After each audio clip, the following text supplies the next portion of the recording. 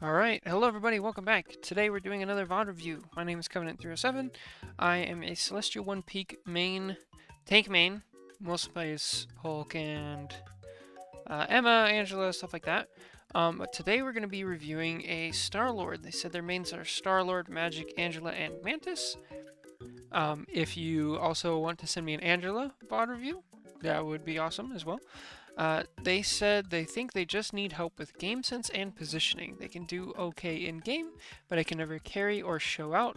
And a lot of times I feel like I'm not contributing to what my team is doing. I'm just there with no presence or pressure. So, let's go learn about presence and pressure. So we got control point. Got it? Alright, who's on your team? What are your supports? You have Gambit and Invis. I think Gambit can heal pretty long range. Invis is, of course, close range. For your other DPS, you have Moon Knight. So good upfront pressure, sometimes can help in the back. And then you have Thing and Mag. So good front line and good anti-dive, but if you are going to be diving, you're basically by yourself, unless Gambit goes crazy. So let's keep that in mind. Okay, you know the B-hops. Good stuff. Alright, so what are you seeing right now? We see Iron Fist, Invis, now you know.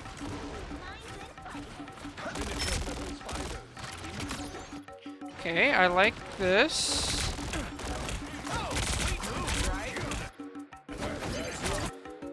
Alright, I can already tell something. So let's go back a little bit. Is this gonna work? No, not really. I hate that the overhead view just doesn't really work super well. So I gotta do it manually. Okay, I like your instinct here. But... So, okay, you see Iron Fist and you're like, alright, I'm gonna peel, I'm gonna do the 1v1 DPS thing. That's great.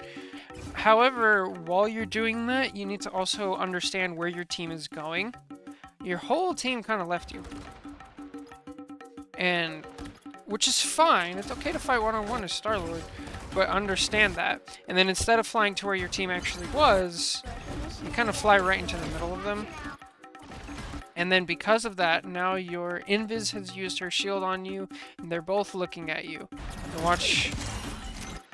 And then your tank has to fly back in order to help. And then you guys lose point. So a lot of that could have been avoided just by knowing where your team is while you're doing this. Because I totally get the impulse. A lot of times your team will stay back here. So in order to know where your team is going to go, basically what you want to do is understand where your tanks play. Thing can be variable, but Mag is going to be heavy frontline. If their tanks are already setting up on point, plus you saw your Thing dive to point, just think in the back of your mind, where are my tanks? Where are they going to be? Okay, then my supports are kind of going to be in their area so they can protect them. So if I need help, I need to go back to there. So let's see how that plays out.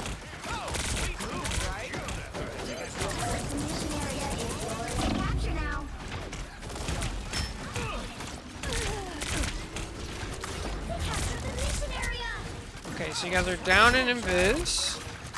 You're getting an off angle. This is fine. You're kind of out in the open. Okay, now your tank is down. Now it's definitely time to just get out and get poke damage. Okay, this is fine. I don't mind this. Okay, stay closer to walls. Okay, good. Yeah, go get him. This is perfect. Go get him.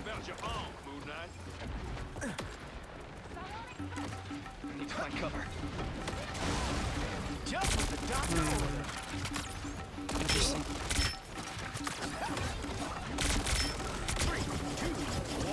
Uh-oh. Being a little lost. Finish him off. Quick melee. Quick melee. Oh, no. Okay, you gotta use your right clicks. I mean, you probably know this, but just in case you don't, his right click not only gives you iframes at the moment of using it, and like a little movement boost, it also reloads your guns. So I feel like if you use it, you probably get the kill here. Or that's more mag-specific things. Yeah, you use it again right there. You use it again right there, and he's definitely dead. So that just saves your team some time, saves you some time. So don't be afraid to like use one of your cooldowns in order to secure a kill, for sure. Especially where you're safe.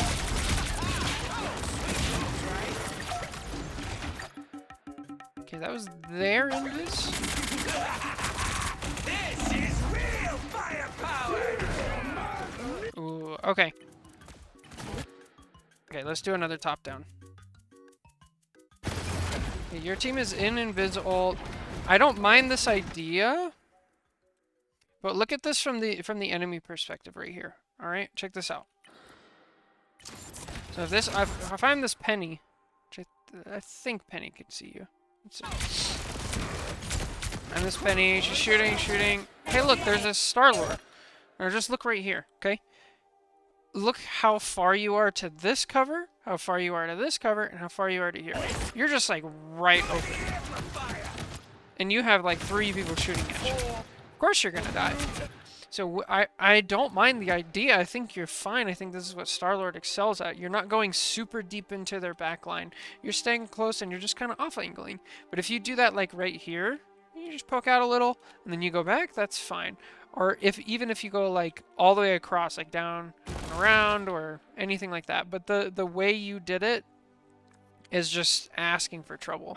So play close to your cover. And another thing with Star-Lord that I see like really top level Star-Lords do, if you watch shoot, I forget his name, but it starts with a B. He's always attacking from the air. So he will use his shift and sometimes even his right click to just pop up into the air a little bit. Especially since you already have Gambit stuff. And so if you do that like right here, right? Instead of just walking out with a jump, instead if you start up, you use your space and then you start shooting at it here. Then if we look at the Penny's perspective, right? Hang on. If we look at the Penny's perspective, you can see where her thing ends. Look at where she sees you. You're right here. Look at where it ends. The top of her screen is like where that the mouse disappears if I go up there, but that like purple bubble goes in. So if you actually just start up right where I said you were, you're literally not even on the Penny screen. The only person who could actually see you up there is probably Invis. Like if we look at this rocket, he doesn't see you. There's no chance he sees you if you start up there. So with Star-Lord, he has that unique ability to use the verticality of the map without being a dedicated flyer, so people like really don't expect it. This is real firepower.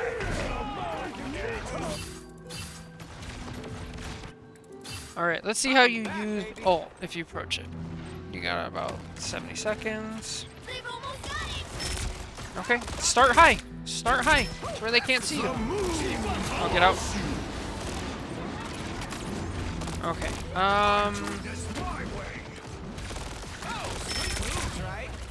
Yeah, you gotta go in. Yeah, so I like that you're trying to stay like more with your team, but like this is more of a fundamentals thing. Like you gotta know you only have 7 seconds to get in there. You're 7%. So I like that you tried to push. I would have preferred if you not again jump right in the middle. So again, like if we look how far you are from this cover, how far you are from this cover, like you're just gonna get gunned down. You're lucky they don't have like a dedicated hit scan, or else you're already dead here. But I like that you're pushing forward, but you just gotta keep going with it. Definitely don't ult here. Oh, another map. Oh! Damn, you made that. That's wild. Did you... Okay, get the health pack. Portal, go down. Oh, no. Oh, no. Don't ult here. Yeah, that's just not worth it. If you're gonna ult there, so if we go back and we watch, what happened right away, right here? Your thing died. So you're already down. You're down 5v6. And it's at the end of the fight. And then when you show up here, you don't even know if like they're on point. Unless maybe your friend's here and they're saying, hey, I'm on point. At this point, I'm like, I'm not ulting. Because the chance of you actually getting this point with this ult is like so low. I'd say it's just better to sip it. I mean, you probably figured that out. But nice try. Let's go to the next point.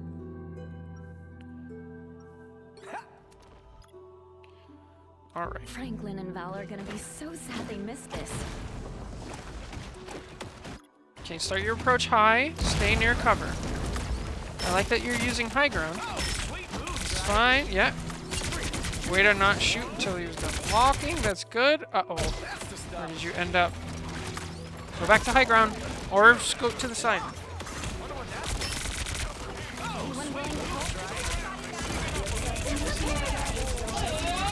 So, this is going to be a Star-Lord specific thing, so I might be wrong on this, but I think the use of E, his like dash, I think it's like twofold. It's like, I guess 3, or 2. If there's a big group of people, you can use it to like do a good amount of damage to everybody, and also like gain a lot of ult charge, and then you use it at the end of a 1 clip in order to secure a kill, or whenever somebody is low to secure a kill without having to aim. Now I could be wrong about that, but I'm like 90% sure. The problem with using it here is it's definitely not going to do enough damage to kill this Moon Knight. And Moon Knight has 2 different like kind of burst movement abilities, and so he's just going to get away like he did. So it's kind of a waste. So I would reassess like how you're using E. There you go. Okay, yeah, that's good. And then you get out. This is a bit risky. Be careful.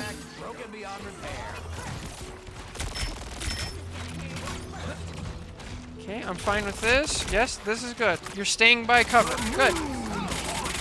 Trying to help with the penniness. I like it. Okay, so something else you see the top Star-Lords do is instead of using like full shift, they'll do the bunny hops in a specific way that makes it hard to hit and also like go faster, I believe. So that's important. Keep that in mind. Also, it's Brooks. He's the guy who I watch sometimes. Definitely check him out. Oh, why look away? They have it in Vince! Don't look away! No! Get her! She's right there! She's out of position! Oh, just kill her! Oh, that's so unfortunate. Okay, you got the kill. Good stuff. Alright. Stick on Rocket.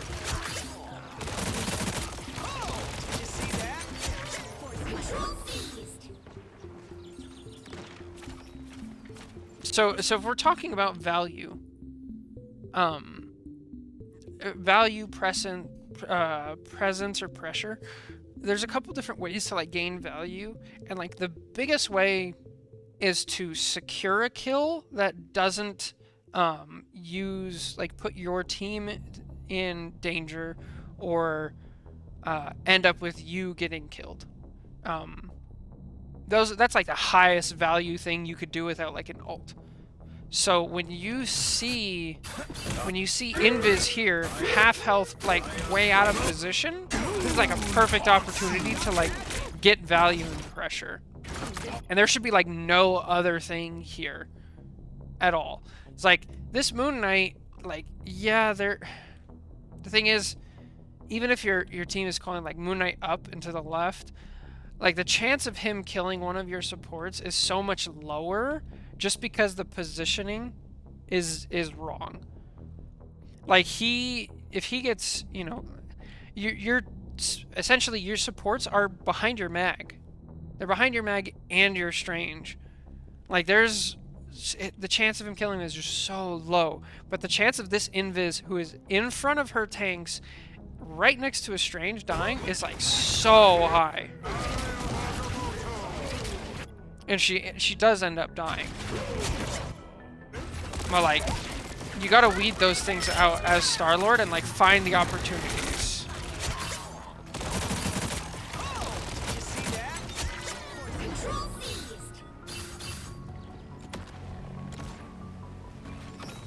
Okay, good. Starting on high ground. Yes. I like this. No, don't go back. You're a bit too frontline. Here they are now. Okay, I'm fine with this. You see him? Good. I'm fine with this ult. That's perfect. Stay on high ground. Stay up there. Good, good. Yes. Yes, this is all great. No, don't back up. Okay, that's fine. Okay, this is just a... I hate that you're invisible there. That's okay. Yeah, just chill, clean up the team fight. Go get high ground again. Because their supports are going to come back. Yeah, stay on high ground. There you go. You're very... I feel like you always start on high ground, like that's your default, and then you immediately run off.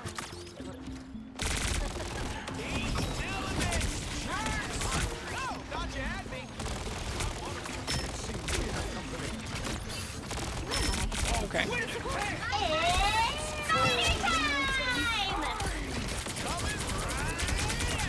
Be careful here. Okay, you're going for a deep dive now.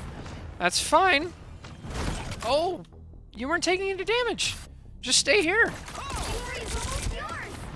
Okay, so check this out. So look at this from Mag and Invis perspective. Okay, let's see. Mag. Alright, so he's kind of trying to, like, help from long range. And then you're here. Now he's, like, completely turned around. He's bubbled his Invis. And he's backed up. Now, if you just kind of stay here, he sees you run away and he's like, okay, I don't have to look here anymore. Now, if you instead, you stay here, and the only reason I'm saying this is because you haven't really taken any damage. Now, if you're like taking damage, you're half health, like go get healed. Perfectly fine. But if you stay here and you don't even have to like threaten to kill the Invis. Just shoot her a little bit. Because then what that signals to the mag is like, okay, this is not safe, or I have to use my shield to help Invis. Like, I can't just push in. And this was just a big team fight. Like, you guys are winning. But let's just say, like, it was reversed a little bit. Instead of Penny died, like 3 on their team, 1. If it was like 2-2, then this would be a perfect situation where you can actually... without even getting a kill, you can turn the fight from a... I don't know, what would that scenario be? Let's just assume this is a 2v2 or something. You can turn it from a 2v2 that quickly turns into a 4v3 if you guys both fall back, to a 2v2 and they have a fair fight, and these two, you're just kind of wasting all their time and resources. That turns it from a completely lost situation to a situation that's totally winnable and totally capable, especially because you guys have the point of like buying enough time to get your people back. So value doesn't only have to come, value and pressure doesn't have to come from like kills and like big plays and things like that. It can come from just little bits here and there and just forcing out enemy abilities.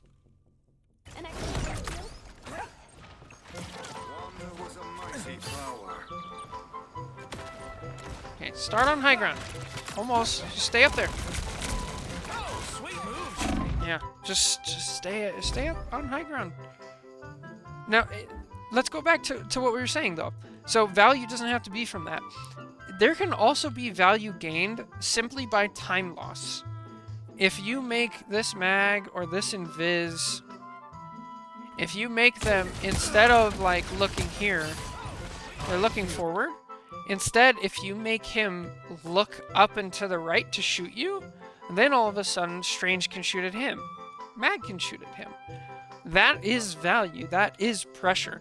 And it's not something that your teammates can really recognize. And so a lot of times it doesn't like get that auto reward mechanism. It's something you have to build in and see.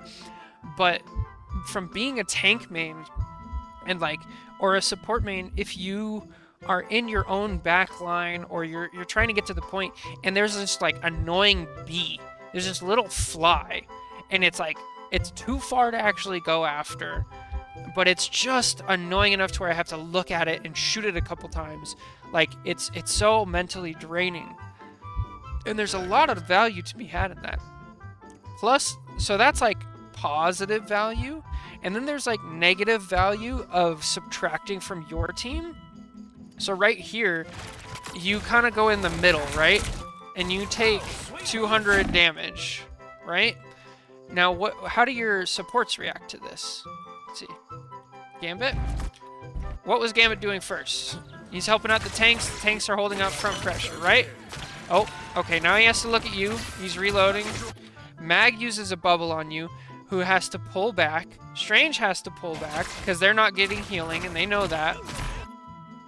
So you made your team use a couple valuable seconds of Gambit's time, and Mag's, arguably his best ability, his shield, on you. All because instead of going on the high ground and just kind of poking a little bit, you frontlined. So just understand the trade-offs of what it is. Now, if you frontlined because there was an invis there and she's about to die and you killed her and then you guys used that, that's probably a worth trade. But in this situation, it wasn't.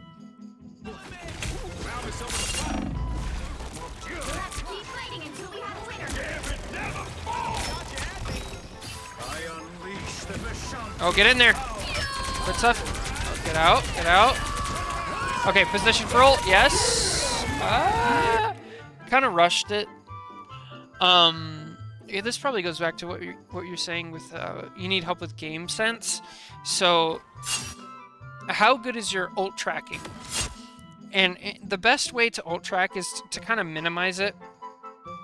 So if you look on their team right now, you just press tab, let's say, I don't know, back here, right? The fight's over. You should be holding tab and being like, okay, who's on their team? They have Iron Fist, Invis, Penny, Mag, Gambit, Scarlet Witch. I think the Penny switches, maybe? Yeah, Penny switches to Rocket. So if I'm playing Star-Lord, what ults shut me down? Well, a support ult and Mag ult, right? So have that running in the back of your head. And that's the best place to start, is just by pressing tab and saying, okay, what ults or abilities on the enemy team can actually shut down my ult? And then the next step after that, once you get comfortable with that, is, okay, now I know which ults are going. Now let's keep track of how long does it take them to build up the ult, and is there anything on my team that can bait out an ult or any other way? So let's say on your team, you have a Strange. You know, okay, Invis ult will kind of counter Star-Lord ult. So if I get my Strange to ult, I know, well, that'll probably get the support ult out. So I just wait for my Strange to ult. He ults, support ult goes off, then I wait, then I ult. So it's kind of that back and forth of that you have going on in the back of your head.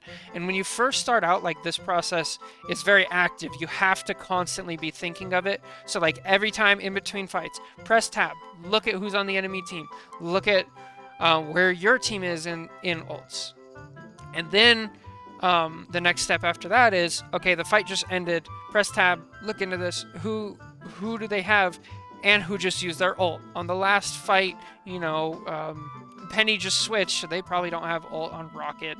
Invis hasn't used it in a while, so they might be coming up to it. Scarlet hasn't used hers, they're probably Mag hasn't.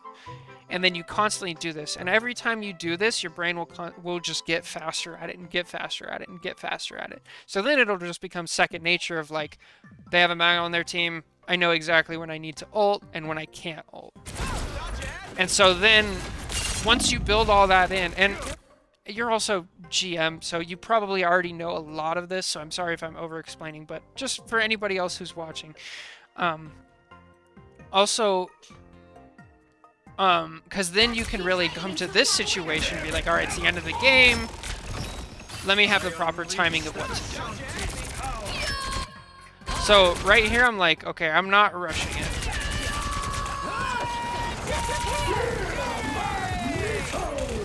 Okay, one other thing, when you're using your ult, if they do have a mag and the mag is ulting and the invis is ulting, just take a look around. Like, you're not going to hit anything because mag is sucking up all your bullets. You're probably not going to kill anything in the invis ult, so just take a look around. You never know. Sometimes there's people outside of it that you can secure a quick kill on. Like this rocket. But, you know, sometimes not. Okay, I like that you're repositioning back. Spent a lot of time on that. I really apologize if you already knew all that, but I'm trying to be thorough, so let me know. Let me know if you already know that or if any of that helped.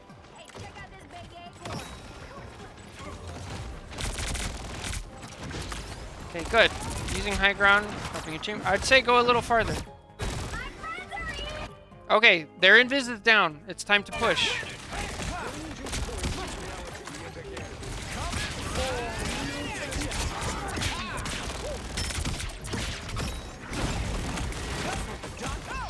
Careful. Okay, that's just straight mechanics. I don't mind you taking this fight here at all, because like the team fight is kind of already won now because you guys are up 1. Well, actually, did they get res? They probably got res, huh? But regardless, I don't mind you taking this fight. I think that's fine. I think there's like 2 options right here. It's like, okay, she got the health pack. I can either chase her down and win the 1v1, which could be good value, or I can peel off and I can help my team, which could also be good value. So this is kind of a judgment call. Do what you feel comfortable with. Yeah, I'd say if it's, you know, closer to the end of the game, like if they're farther along, I'd just go to point just in case. But yeah, that's just mechanics. I feel like, so something I noticed earlier is whenever people walk past you, I feel like you have a bit of a lapse in spatial awareness. We saw it a couple times earlier. And what happens with this, she walks past you and you kind of lose her. It happens a couple times. So, I would go in... Let's see. There's 2 ways you can really, like, help with this. A is, like, play a melee character or a tank character where you're constantly fighting people who are, like, not just in front of you. They're moving forward and backward and left and right. And then by doing that enough, you're going to develop that spatial awareness. The other thing you could do is put like Luna or somebody on like super high speed, super high combat mode in the practice range and just practice fighting very close for that situation. Now, Star-Lord, you don't want to be in that situation. Like, if you can control it, you want to have that little bit of distance. But it happens often enough to where you need to have good enough mechanics to be able to deal with that.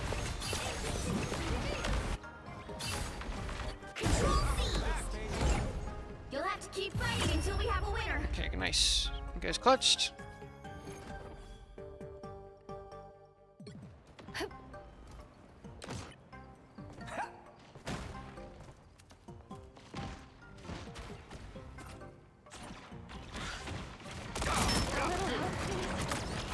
I don't mind this positioning. You're using the wall. I hate this positioning. Like, stick near the wall. Oh, did you see Okay, that? also, there's... Okay, never mind. We're good. Yes, go up high. Good. Mission area is yours to Uh-oh. capture now. Uh-oh. Oh, no. Oh, that's so unfortunate. Okay, you kind of gave up on the 1v1. So let me try to get into your head here. I feel like you went for healing. You were like, okay, I'm low. Iron Man's. You were correct. You correctly diagnosed. This is a losing fight. And so you're like, all right, let me go get help. But you go in front of the tank. So you got to understand, like, this is what we talked about at the very beginning of knowing where your team is and where actually is safe. Mission. So in this specific case, safe would actually just be right back to me. Granted, you have a witch here, but this is where it would rather be. You never want to go like right in front of your tanks and then get punched in the face by Thing. It's like the Now, is there any way you could have seen this Scarlet yours to Witch? capture now. Something that you can also try is minimize your time in the same position. One of Star-Lord's best assets is his movement abilities, his speed. So if you pop out right here and you shoot the Iron Man a little bit and then you disappear, and then a couple seconds later you pop out over here and you shoot the Iron Man or somebody else for a couple seconds and then disappear, and then pop out over there and shoot the Iron Man somewhere else, like that is such a strength as Star-Lord. You can't do it too much or you won't end up actually putting pressure. But if you did that, you will have run into Scarlet Witch. So not only can you use that in order to keep yourself alive, but you can, and, you know, put a little bit more pressure on different people, because it's like that bee effect where they're, you know, getting stung from the side and they can't really do much about it. They just swat at it. But you also get information about their team. And while you're doing that, you're like, okay, Scarlet Witch is over here. My team is all together. I'm faster than Scarlet Witch, so I could either take the 1v1 or regroup with my team and fight a 6v5 for 2 or 3 seconds. And then peel the Scarlet Witch back off. Or, you know, you can make those decisions. But until you have that awareness, because you're actually looking down and you're stretching the map, if you don't have that awareness, that option isn't even open to you. Looks like the mission area is yours to capture now. Capture the mission area. Yeah. So you lose that fight because their team spread the map and closed you in around your team, and you guys didn't.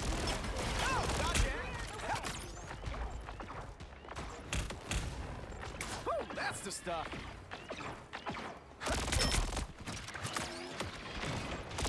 Oh, sweet moves, right? Okay, thank you for waiting. Good job. Okay, don't frontline. Go to the side. There's a window. There you go. Perfect. Shoot a little bit. Okay, now go to the next place. Yes. Okay, now you... Good. All right, now go to the next place. So, yeah, let's actually make sure we do that. So, minimize your time in the same spot. So this is main. You're still on main. You're still on main. You're still on main. Okay, now you're on right. Now you're on main. Killer.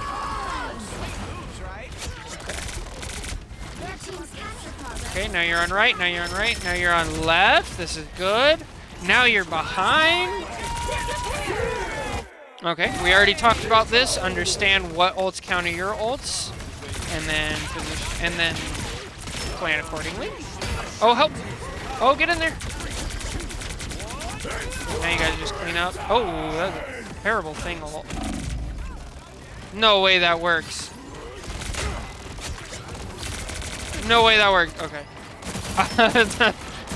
About to go crazy.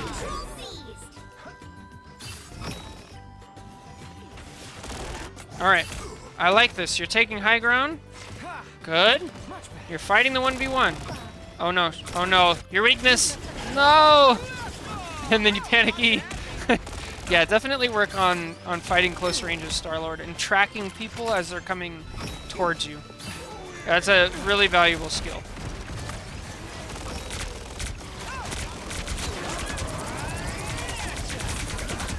Okay. Oh, yeah.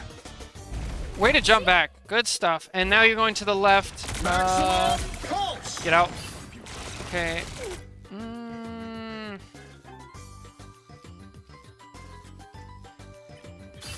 I don't like that you're just constantly looking back. Like, okay, you got your healing.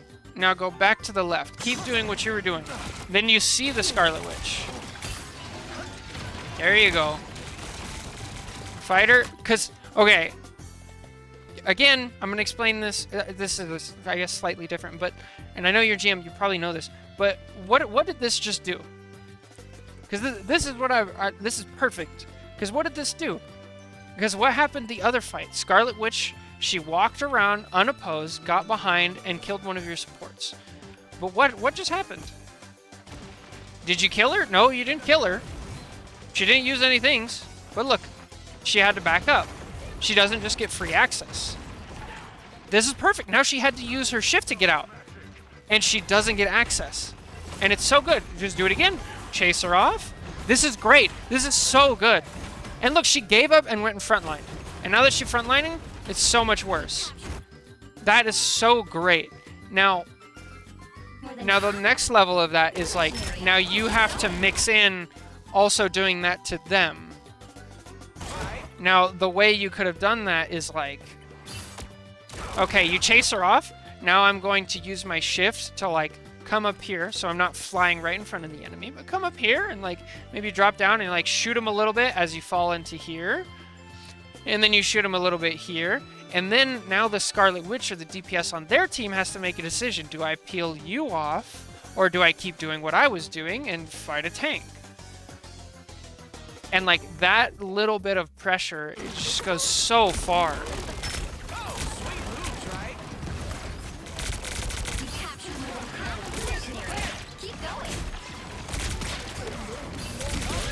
There you go. Okay. Good stuff. Okay, pick somebody who's not in the invisible. Oh, get her. Oh, she's right there. Okay,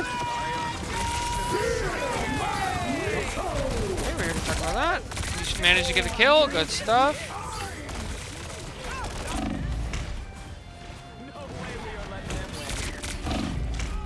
Oh, unfortunate. Okay, you guys portal. One more fight.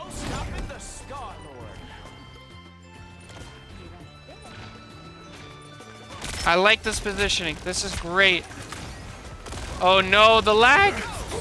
No! McDonald's Wi-Fi! No! Not like this! Oh, you had good positioning, everything. Oh no. No, you're gonna die to lag? No! Oh my god, you hit that on McDonald's Wi-Fi. Bro, what is happening? Oh, that is so I can't believe you hit those iframes. Wow.